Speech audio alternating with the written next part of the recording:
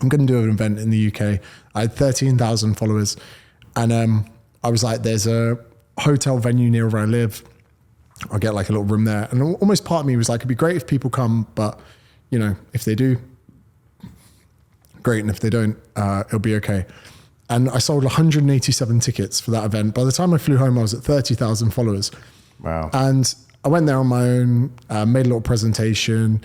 To have pictures with people was very strange because I was 27 when I first ever had a picture with someone. I think the first one was on Manly Beach and someone was like, oh, what's your Facebook Lives? Legend. And I was like, what the fuck just happened? Like 27, you're old enough to, I'm kind of glad it never happened when I was like 18, 19, or I would have probably ruined my life. But I did that event.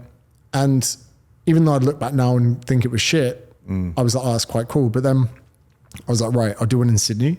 My first one in Sydney, like 8 or 9 people came to, it fucking bombed. And then I did one in Manchester as well.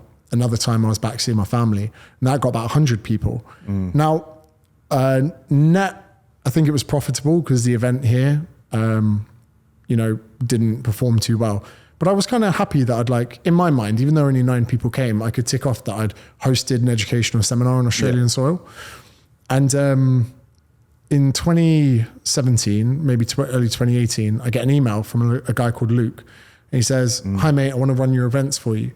If I fly you to Dubai, will you meet me? And I was like, can we just do a FaceTime? He was like, yeah, that's also fine. I think I didn't realize that like when Ticketmaster and people want to book you, they want to like wow you. I was like, it's like, can we just FaceTime? So I say, yeah, sure. And he says to me on the phone, he goes, I've been watching your Facebook Lives. A lot of PTs there I don't resonate with. He goes, if you can hold 2,000 people on a live for, this is the Facebook good days. If you can hold someone for 30 minutes on that, I think you'd be good in front of a crowd. So I'm back in the UK. I meet with him and he goes, how do you feel about doing a tour? He goes, 12 venues around the UK. I said, yeah, okay, I'm up for it. He goes, good, I've already booked it. So he'd already booked 12 venues. He comes from like a music background. And he was like, when you have an up and coming artist, you go out and he goes, you actually go to places, you're not going to make any money, probably not going to have enough there to cover your costs. But to him, he wasn't fazed by it. So round 1, we did like Leeds, Manchester, Maidstone, which is like a weird place in the UK. Some of them had 40, some of them had 90. And we would get like cool theaters and like cool places and we would lose money and we were traveling around. I don't think anyone's insane enough to do those rounds where you don't have anyone there. Yeah. And he kept saying to me, next year they'll bring a friend or two.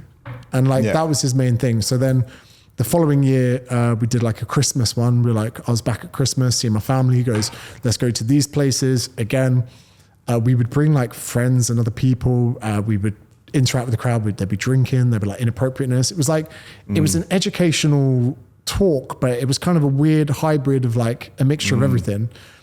Then when the first book deal came along, we were like, oh, how can we take the most poignant points of the book and bring them to life as a live event? And then afterwards, you know, we'd sign books, we'd do selfies, we'd go out to a venue afterwards, we'd have an after party. Let me jump in there for a sec. The events, and I can relate to the part there about like doing events and kind of, it sounds like you guys really did it just to get the brand out and build that community. Yeah. And build that environment. So like so many people were like, okay, if I want to do an event, we want to do it to make money. And he goes, well, that's really short-sighted. He goes, I agree. Because Luke as well came from a festival background where he lost money year on year doing his festival. It was like the 5th year running the festival was profitable. Yeah. And no one's crazy enough to do things that way. I'm sure even like in the infancy of like the clean health events, like people are like, oh, if we're not going to make enough money, let's not do it. This year, the first one, like we'd done workshops, but workshops and events are 2 different things. You know, an event is an experience. A workshop is, I'm going to learn. And so we did our first event this year. It literally came from a discussion, and then I'm like, we're doing one in 12 weeks. And the team was like, what? And then 12 weeks later, we did our first one.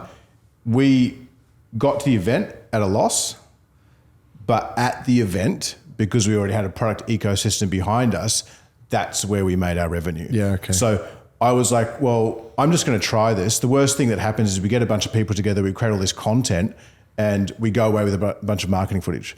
And then I was like, oh, wow, okay, well, we didn't make anything, but at the event we did. You know, so it was like I was prepared to take that loss because, again, I wasn't being short-sighted. I knew that, you know, the benefits that you get from creating a community like that, it's hard to put a dollar figure on them. It's also, it's interesting how poor a lot of fitness events are. So There was one in the UK called Body Power, which I was invited to speak at. And although the event was great and it served a fantastic, fix for so many, there was loads of people in steroids walking around in stringy vests. And then there were some incredible evidence-based fitness speakers. And there wasn't even good audio in the room they were speaking. And I was like, we don't actually need the guys on steroids. We need these guys here. There's a guy who educated everyone that fasted cardio wasn't superior. This guy broke down the insulin hypothesis, and I remember, again, Luke has his events team and he said, let's do a fitness summit. So we had an IFS. Okay. So it's his events team kind of thing. Year 1, Barcelona, 2019. First night, we got a guy called Charlie Sloth behind the decks. He's the guy that does the AU vodka. Okay. So he's like big character online. I went to Barcelona, stayed in the Fairmont. I think they lost like £100,000, like $200,000. Yeah. One hell of a weekend party. Then we had the pandemic, but we did an event in London. Then we did Lisbon, had the Artful Dodger as a DJ. Like having an events minded event for fitness is better than having a fitness event trying to make it an event. Yeah, I agree. Look, to be honest with you, I've taken some inspiration from what you guys have done with the IFS because, my observation looking at it, having been in the industry for 20 years, it's like a festival for fitness. Exactly.